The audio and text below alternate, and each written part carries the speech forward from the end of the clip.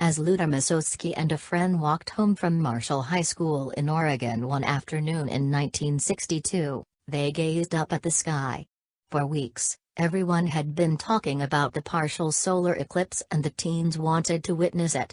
For a few seconds, they looked at the sun as a sliver of the moon slid over its surface. While watching, he saw flashes of light, much like he would after having a picture taken with a camera with a flashbulb. He had no idea those flickers would lead to permanent damage. "We both got burned at the same time," Tomasowski told Today. "He got the left eye and I got the right eye." While Tomasowski's teachers warned him to use a pinhole projector box, which creates a reflection of the eclipse for safe viewing, he didn't heed the warning. Even today, the 70-year-old Oregon City man struggles to see if he relies only on his right eye. "We were just doing it for a short time," he said. "I have a little blind spot in the center of my right eye."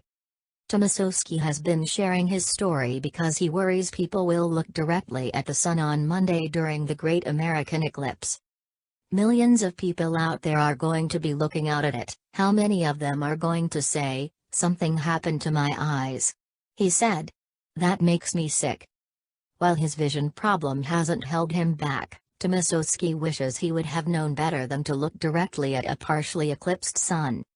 "Nothing has changed," he said. "It doesn't get any worse or better." What Tomasowski experienced is called solar retinopathy, damage caused to the retina from looking at the sun. It's a pinpoint of blindness, often in the middle of the eye. People often experience it after looking at an eclipse because they mistakenly think that the sun's rays aren't as powerful since the sun is partially covered.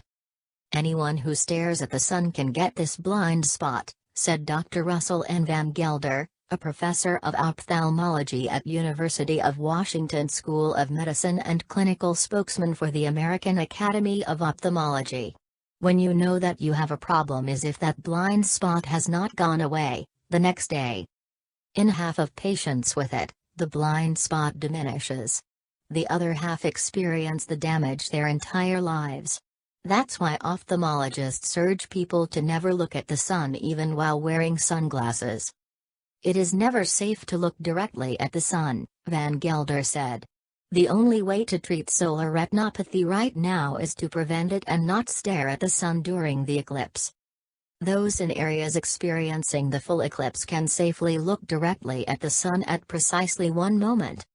When the disk of the moon has completely blocked out the sun and the corona of the sun is visible, it is safe to look at the corona," Van Gelder said. "The second the sun comes out, the eclipse glasses have to go back on." Van Gelder recommends people refer to American Astronomical Association's website to find ISO-certified eclipse glasses. He also stresses the light can damage a cell phone camera's sensors and says people need to use glasses over the sensor to take pictures of the eclipse. "You can burn out your camera in the cell phone just like your retina," he said. For his part, Tomasowski hopes people learn from his story and protect themselves. "I am just so concerned that somebody isn't going to listen," he said. "I am going to be out in the eclipse, but I am not going to look at the sun at any circumstances, even in the totality."